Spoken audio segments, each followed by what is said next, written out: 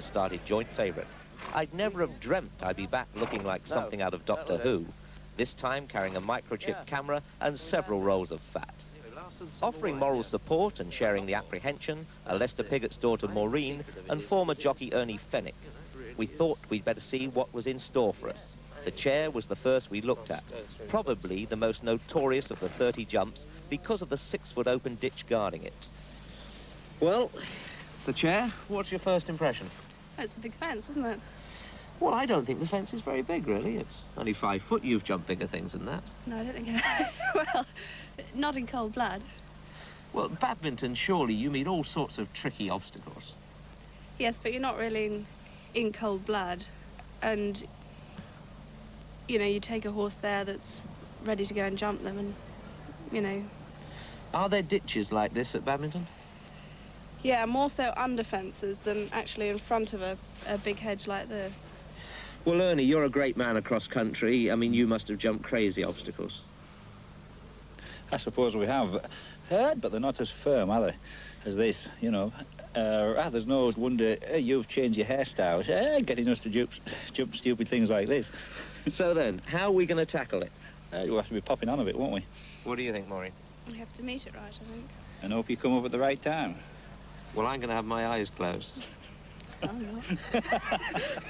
At badminton in 1982, when placed on Hong Kong Discoverer, Maureen proved her ability over large, solid obstacles.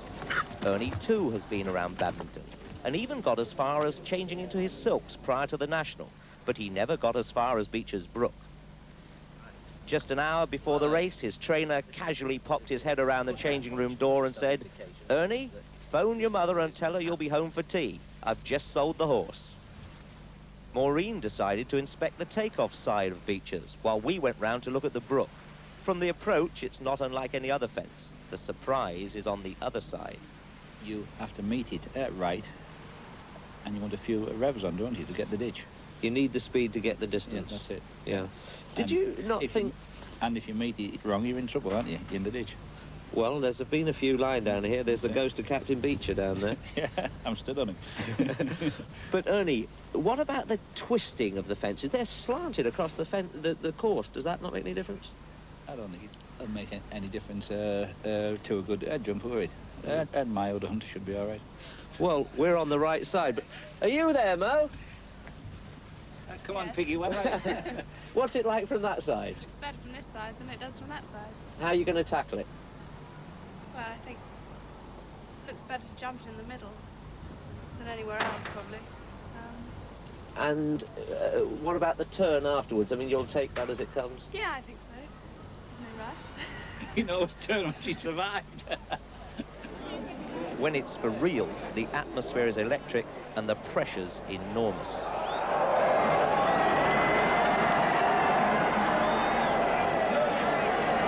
Okay, boys. Finally, Ernie's made it on the run to the first fence. The ride, which was snatched from him at the 11th hour, got no further than this. Microchip technology has for the very first time enabled us to give you the jockey's view from the saddle, which explains my peculiar-looking headgear. Safely over the first, unlike so many before us.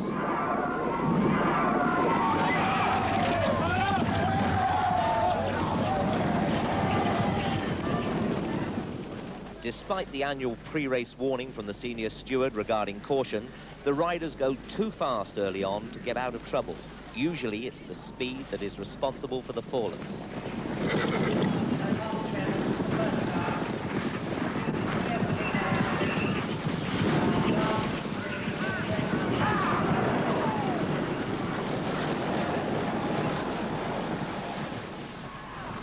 With the first of the 30 obstacles behind them, the field is relieved and settles down to the job ahead. The second fence rarely causes problems, but the third fence is almost identical to the chair, except that the course here is twice as wide. Now, for the first time, horses catch sight of the uninviting open ditch. Of my 3 falls in the Grand National, 2 were here. Happily, this time, we survived. Maureen has opted for the outside rail and has so far got some great leaps out of Knightley, who actually got around this course 7 years ago. That was in the Fox Hunters Chase. Ernie's riding a less experienced horse whose caution is not unnatural. So far, he's taken the drops well on the landing side of the fences.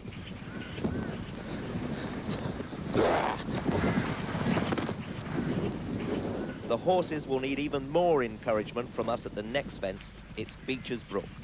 Foremost in our minds is meeting it right. Too close to the guardrail and we'll crash into it. Too bold a leap will cause overbalancing on the landing side.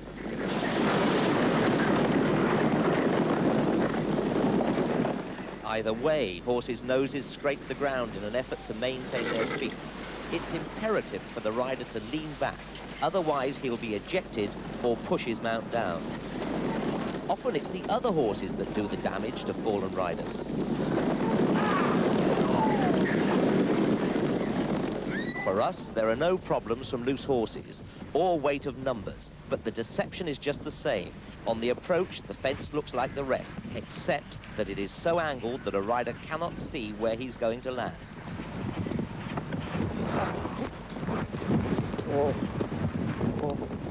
And what a jolt that is. Then, what a relief to find you're still intact. You've cracked it. But at Aintree, false confidence is an imposter. The next is the smallest obstacle on the course. Remember Foynhaven? Everything has been hampered, and so is Castleford. Rossetta has fallen, Principal has fallen, Northern has fallen, Curtin Lad has fallen, Master Foster has fallen. There's a right pile up, and now with all this mayhem, Foynhaven has gone off on his own. The like has not been seen since, but then who is to know? If that's not enough, the canal turn fence follows next and is actually on a 90-degree bend. I firmly believe the National can be stolen here. If a rider has the room, he can maneuver to jump across the corner, cutting the angle and gaining vital lengths. Let's stand across that.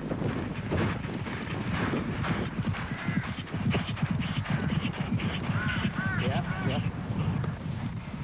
Fortunately, on crisp, I was able to do just that. Only too quickly, barely on course again, Valentine's Brook looms up.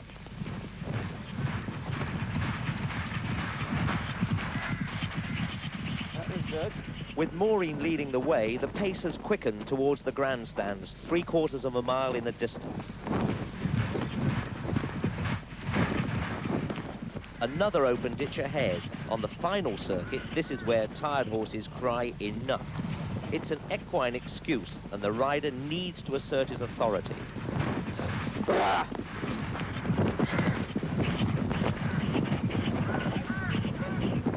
Yeah, all right. Just one to go before the Anchor Bridge Road and its flying cinders which sting the face. But already the mind is focusing ahead. 3 fences away, the chair lies in wait. It's big, exaggerated by the yawning trench in front of it.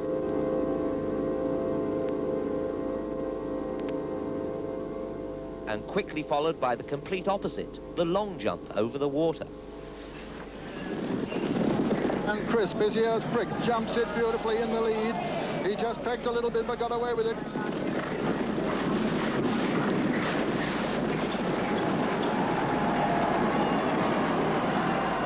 Psychologically, if you get this far, survival instincts turn to jockeying.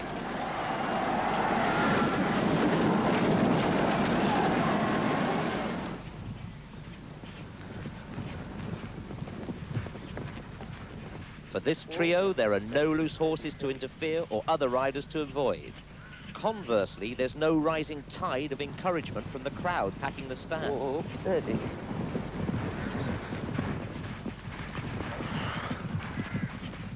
The winter sun hovering above the chair distorts the approach as the racecourse funnels the runners ever towards it, challenging them to the ultimate test of horsemanship.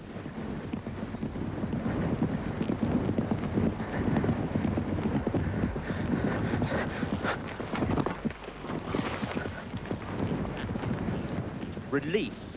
No time, though, to congratulate yourself. It's flat out to the water.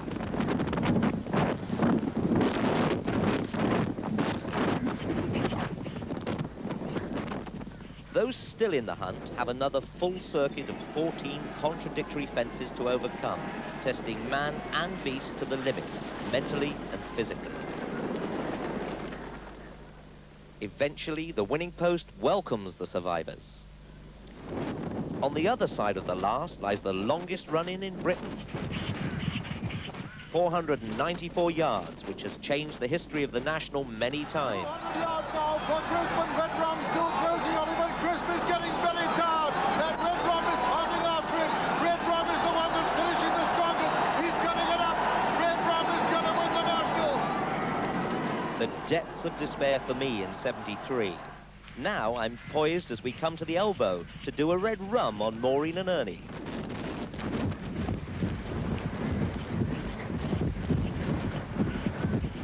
Perhaps not many were watching, but it made me feel better.